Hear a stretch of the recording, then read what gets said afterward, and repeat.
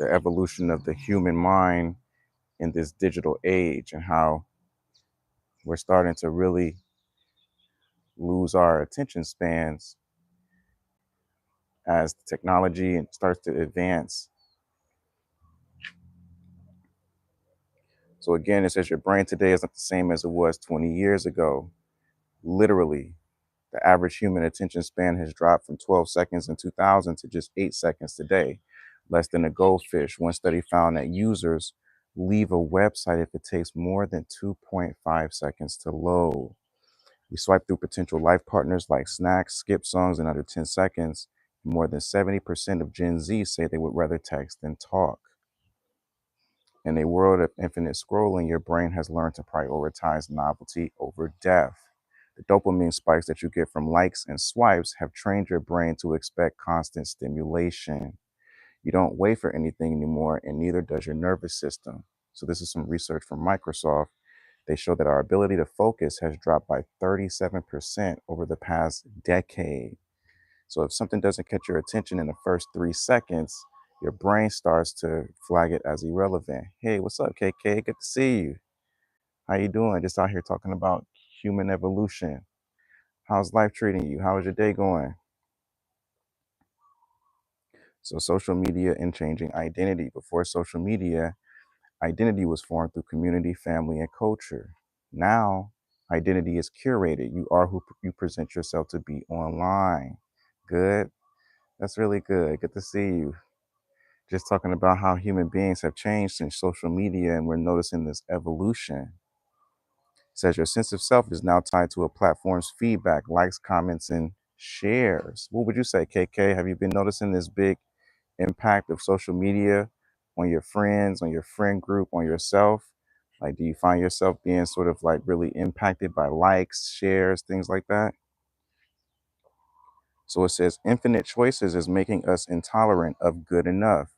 Dating apps, streaming services, online shopping, everything now comes with an endless list of better options. We are evolved to swipe away discomfort. It says right here, why stay in a relationship, friendship, or job when a better version might just be a scroll away? According to a 2023 MIT study, people are now 50% more likely to abandon tasks when they perceive a better alternative. The result, lower tolerance for imperfection, shorter patience. We're evolving into humans who fear missing out on the best, even if what we have is already great. All right. So even if we have a good relationship, we have a good partner who's loving us and taking care of us, because of this advancement in technology, we have shorter intolerance for things that are just good enough, for people who could be good enough and meet, the requirements that we need. We feel like there's something better. We feel like the grass is greener on the other side. So there's been this really big, huge shift in people not valuing and appreciating the good partners that they have, the good friendships that they have, the good jobs that they have. You see a lot on YouTube of this wave of people just leaving their 9 to 5 jobs. Back 20 years ago, people were desperate for these jobs. These were jobs that we were praying for. And now, with the popularity of being a content creator, they're seeing people become really successful, really wealthy off of these YouTube channels, off of Instagram. You can make a lot of money just basically staying at home. People are just walking away from 9 to 5 jobs like it's nothing. And everybody has their reasons. I'm not mad at people wanting to be independent, launch their success by crafting different avenues, but you're really noticing people devaluing things that they once prayed for.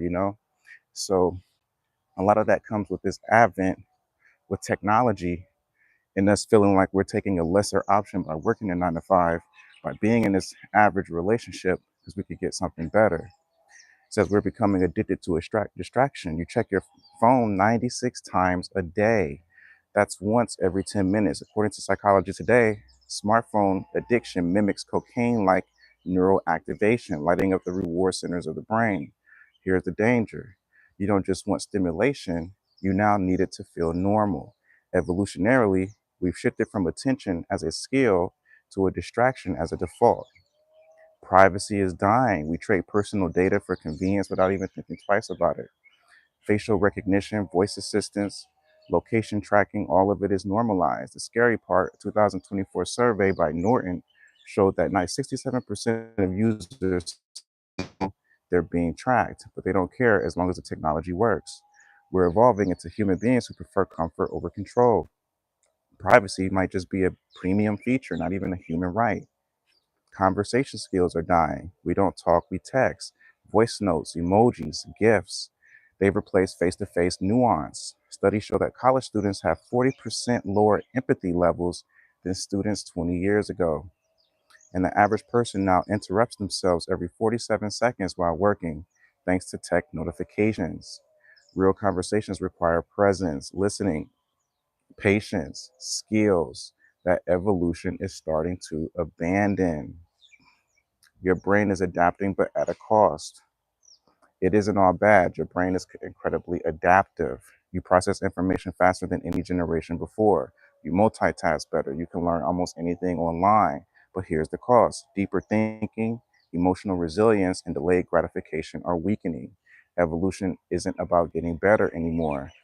It's about adapting to survive the current environment. So it says here early on in some of the notes, I was doing some research. The brain today is not the same as it was 20 years ago. The average human attention span has dropped from 12 seconds in 2000 to just 8 seconds today. One study found that users leave a website if it takes more than 2.5 seconds to load. We swipe through potential life partners like snacks, skip songs in under 10 seconds. More than 70% of Gen Z say they would rather text than talk, even if it's with loved ones. So the ability to focus has dropped 37% over the past 10 years. This is the pandemic, guys. The ability to focus, the ability to center your focus and to concentrate. That's the that's the scary thing. You know, out here on the big island, we got some nice weather today. I haven't really been posting because I've just been living my life. I love YouTube. I love the opportunities that it brings, but I love my family more. I know people, they start YouTube channels and they're emphasizing you have to stay consistent, you have to post, you have to, nothing comes before my kids. I have videos and things in the chamber. I have editors. I have a really great team. My purpose of coming on YouTube wasn't to focus on getting monetized and to try to catch up with the attention span race. My purpose is genuine. I really want people to be intentional with the material that I'm posting. If the material isn't for you, don't check it out. I would rather have people who come and check out the material on my channel who need it and who authentically want to engage with it than just to kind of treat it like an in and out burger, right? Where you're just kind of in and out, you're not really absorbing it. I put a lot of time into this work. So sometimes it takes time for people to really gravitate. But that goes back to this attention economy. I don't want to be one of those creators where I'm rushing and anxious to maintain a following or maintain viewership. That's not how I roll. So yeah, our attention spans are declining. People prefer text, people prefer technology over human interaction. So parents, younger people, when your partner, you feel like you're not being appreciated, you're not hearing from your kids, you're not hearing from your partner or your bestie a lot, don't take it personal. This is a culture shift. This is an evolutionary shift where more than over 50% of the population is having difficulty sustaining attention and sustaining focus. And the consequence of this is when you have principles and values that are important to you and that are meaningful to you, faith, respect, community, understanding, these values and principles take time to be meditated upon, to concentrate. Sometimes you have to sit on a concept for 5 to 10 minutes just to let your mind unlock and activate ideas and ways you can connect these concepts to your everyday life. But if our attention span is short, that gets in the way of us really processing our values and our principles. And then we're going to start reacting off the impulse. That's why you see a lot of these wars in a lot of these differences and the intention that we're having in the world right now. People don't have time. They're tired of waiting. They're tired of being patient. They don't want to be patient with each other anymore. If we can't get it now, if we can't have it now, we're just gonna set off war. If I can't get the respect now, if I can't get the peace now, if I can't get the resources now, if I can't get what I want now, war is happening. War is more than likely going to occur when you're dealing with a human species that just has a low stress threshold. They just have a low tolerance level. You know, sometimes it takes years, it takes decades to really achieve understanding. And we may not even see it this lifetime, just based off of the circumstances. A lot of this stuff we're born into, but it really takes patience. It really takes intention to really have a thriving, respectful, healthy community. And we're losing it. People are lashing out at each other. Um, you see it all over social media.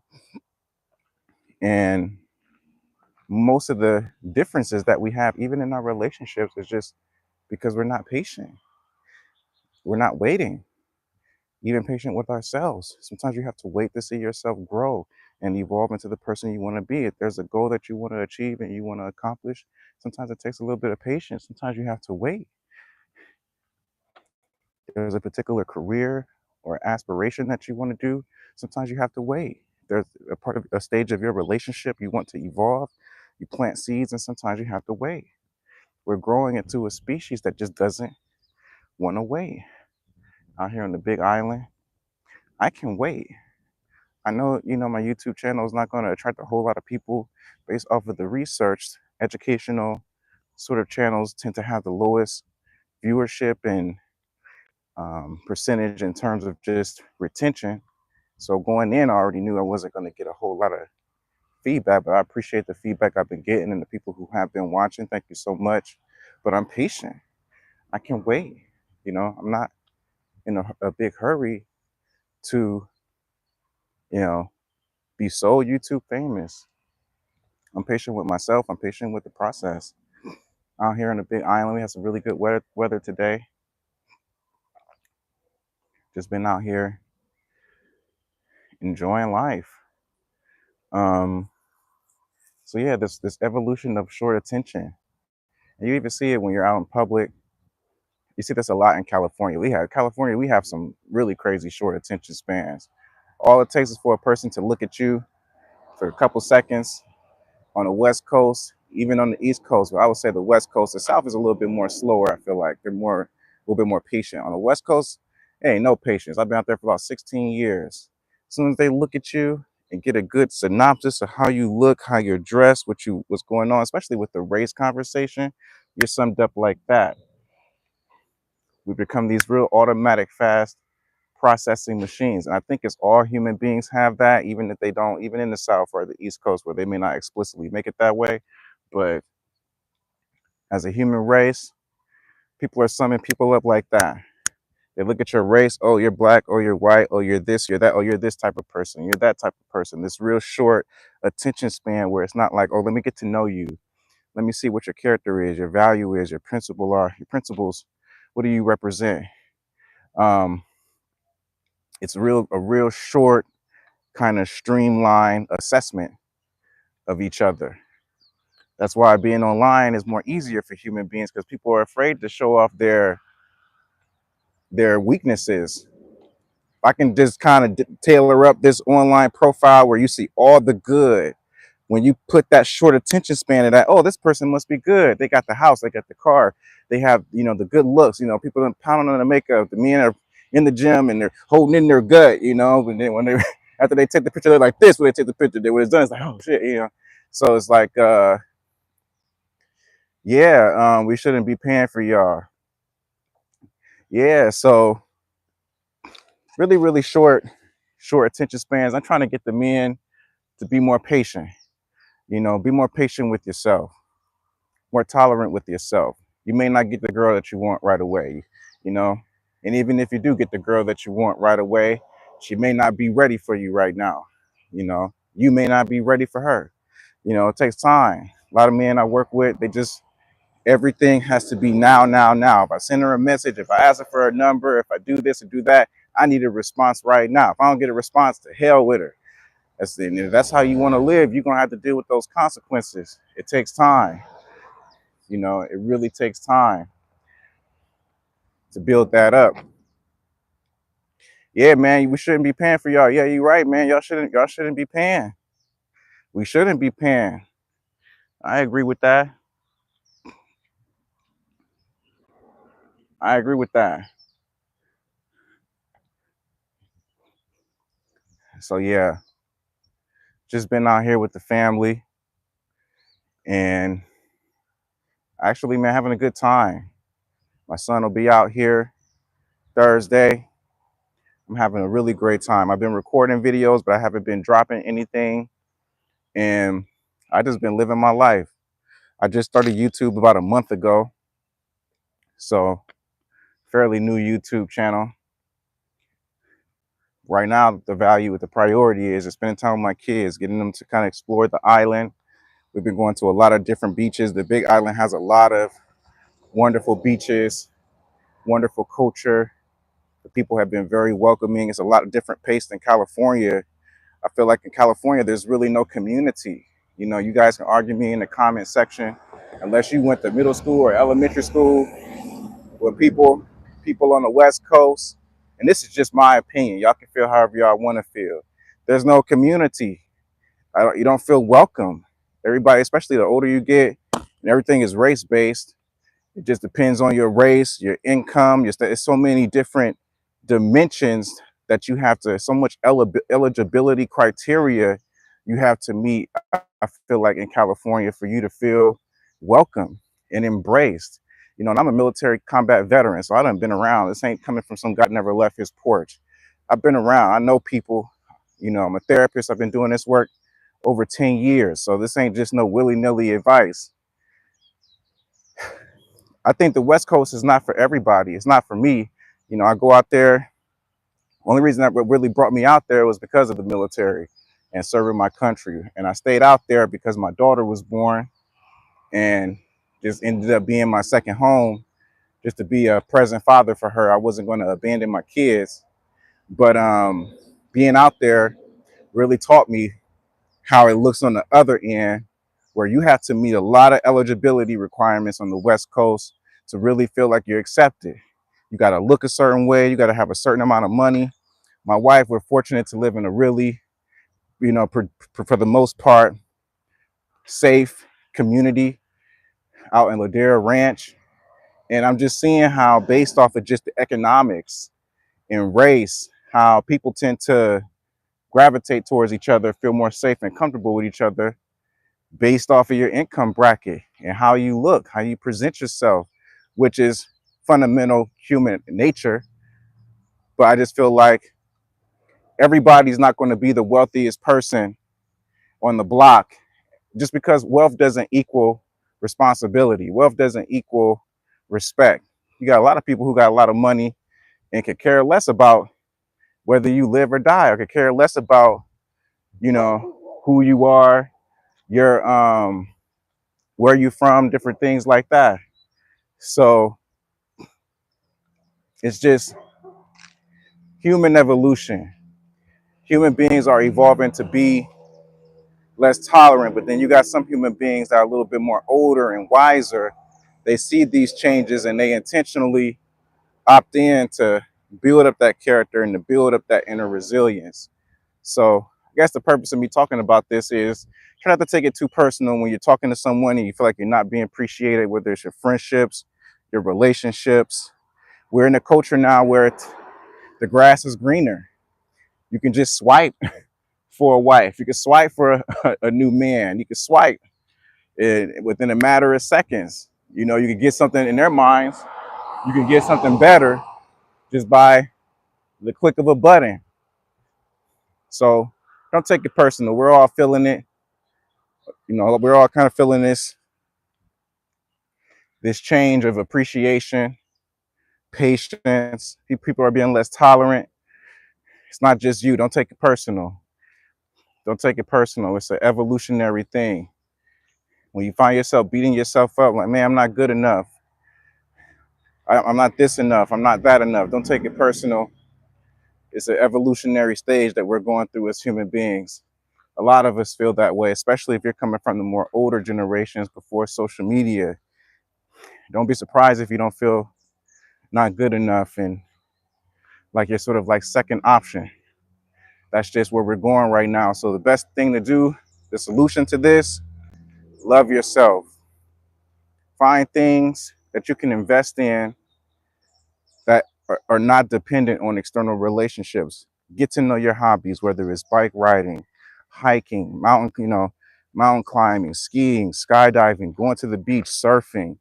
Rediscover yourself independent of external relationships. It's going to get tougher than ever for you guys in terms of relationships. And you thinking that you're going to find love like this, it's going to get harder than ever for you because of technology, because of the human attention span decreasing. So now more than ever, you men need to love yourself. Find things about yourself that you can cultivate that are independent of what people think about you, that are independent of the reassurance that you're getting from other people and the validation. Some people will lose themselves just because they're not getting enough validation or reassurance. That's why they're constantly texting the girls, constantly blowing her up. You have to love yourself. Like for me, I love myself by traveling the world, going out in nature, spending time with my kids, drawing, writing, shooting videos, giving advice, helping other people. That's how I feed. It pours into my spirit. That's independent of my relationships and what people think about me or how they feel about me. I found things that I can cultivate within myself that are not dependent on external validation. That's what we're at as men. You have to cultivate self-love. I'm looking in the news from P. Diddy to Fat Joe to R. Kelly to Bill Cosby to all these men getting caught up. It's because they haven't discovered self-love. And they've been dependent, even if it was earlier in your career, you was depending on those girls cheerleading you, boosting you up, trying to get that validation from these girls, and you're doing it in the wrong way. You're doing it in the wrong way. If you truly loved yourself, you would respect women and you would respect yourself. But when you don't respect yourself and you don't love yourself, you hate others, and you show limited respect to other people, then you get caught up. You get burnt, you get caught up. I love myself. I respect myself. I can never see me in the media for no foolery. I got more respect for myself than that. So I got more respect for women than that. So I move different. A lot of guys that don't love themselves. There's a lot of men out here, they don't love themselves. They hate themselves. They look in the mirror, they spitting in the mirror.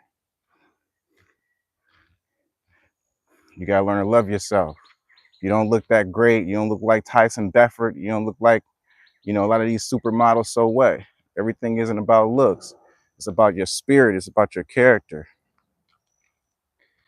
So yeah, out here on the big island, probably take the kids out to the beach, have a good time. I struggled with self-love issues early on, especially being black. A lot of people ain't rushing to save no black man. So I had a lot of self-love issues. Just like, man, where's the love? What does that even look like?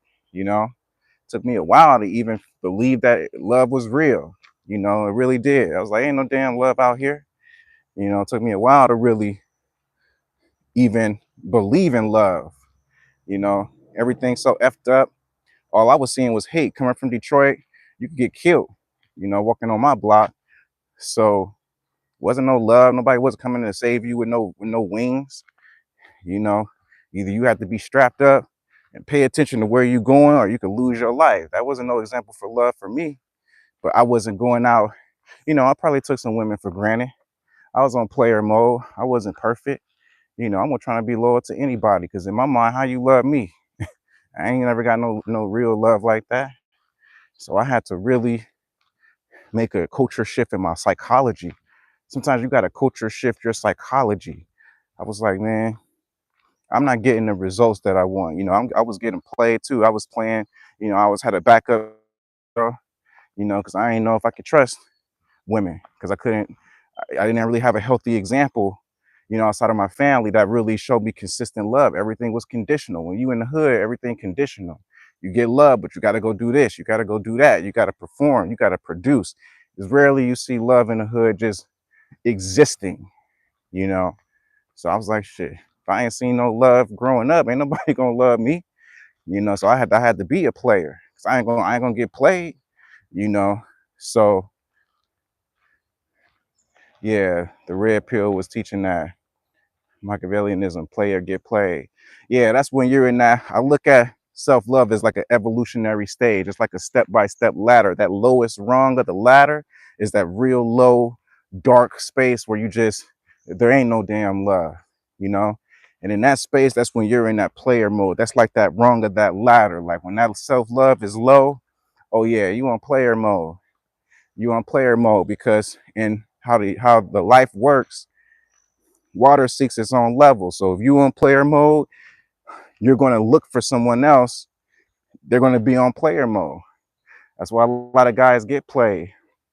They're thinking you can't be on player mode and have low self-love and think you're going to go find a woman that's going to husband you up and be loyal and faithful to you. No, she's going to, because you're going to attract that same energy. And that's what I was doing. I was thinking I can be on player mode when I was in high school and I was younger and I was just it was just dark. I was like, man, I can be on player mode. It's like that in the boardroom too, just with different terminology and subtlety. 50 Cent, Robert Greene, 50 Cent's Law goes into that. Yeah, yeah, you spot on, bro. What's your name? Equal man. I don't want to jack your name up. Yeah, you're right. Um, when you're in that dark space, man, and you don't, it takes. I feel like for men, it takes us a while to even believe in love because I just feel like being a man, being a young man, boys don't get the same love like girls get. For us, it's like you got to man up. You got to be tough. You crying, your dad smacking you upside your head. He's shaking you up. That's our love.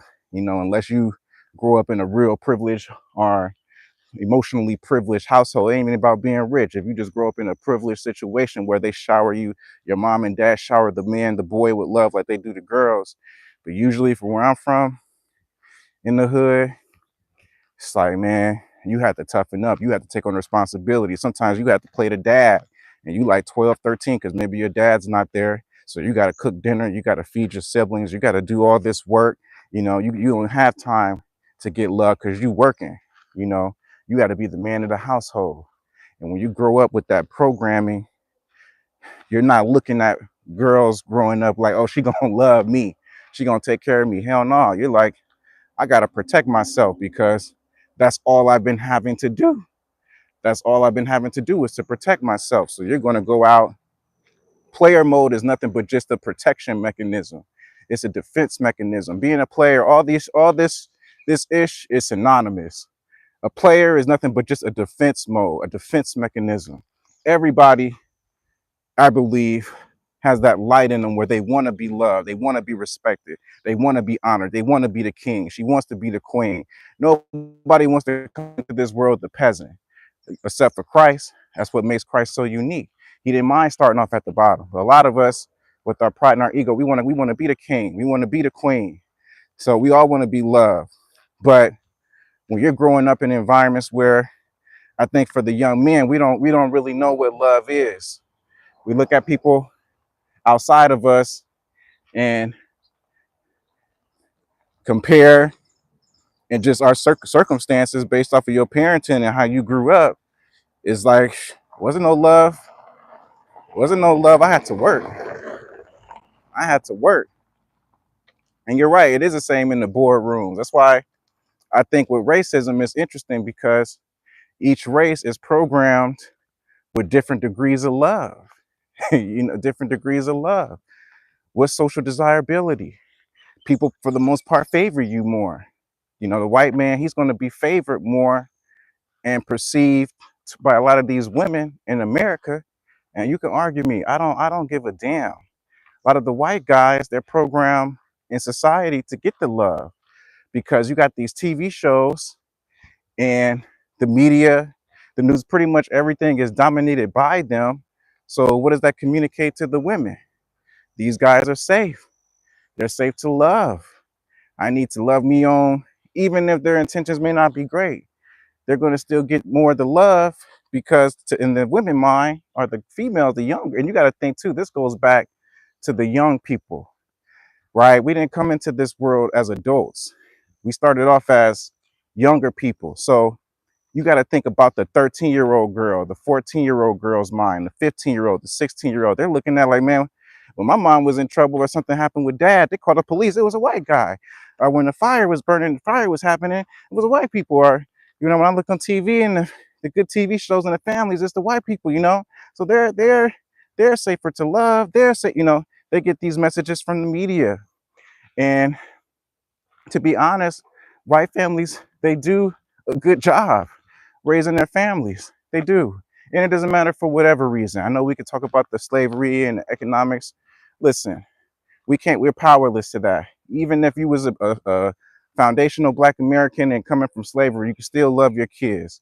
You can still love and be a great father, a great man for your family. You can still love your kids. So let's not do the tomato thing. They do a good job with their families and their kids. They do. I see it. Living in Ladera Ranch, I would never even afford to live in this area. My wife moved us out here, and it gave me insight to see how a lot of these upper to middle class families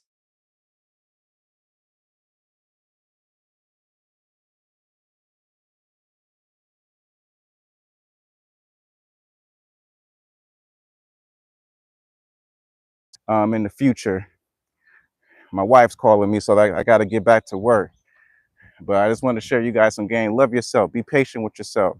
Don't take it personal, regardless of whatever your race is. You can still be a good Black father, good Indian father, good Asian father, and you're still worthy of love. You just got to be patient.